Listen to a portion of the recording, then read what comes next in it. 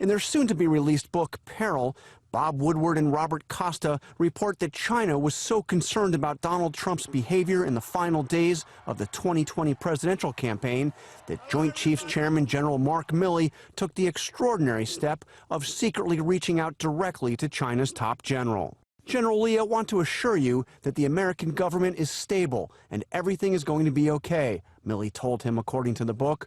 We are not going to attack or conduct any kinetic operations against you.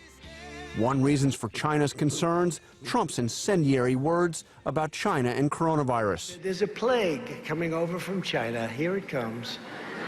What a disgrace. What a disgrace. Milley told the Chinese general not to worry. If we're going to attack, I'm going to call you ahead of time. It's not going to be a surprise.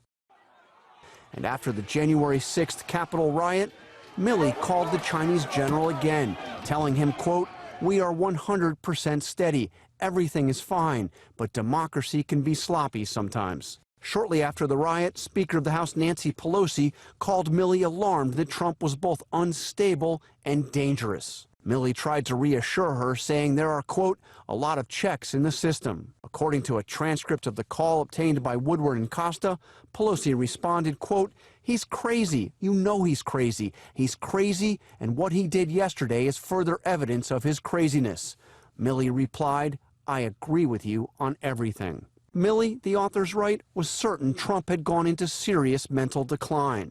During a meeting at the Pentagon, according to the book, Milley, who is actually not in the chain of command, told the top military leadership they were not to sign off on any order to use nuclear weapons without his sign-off. "No matter what you are told, you do the procedure," Milley told them.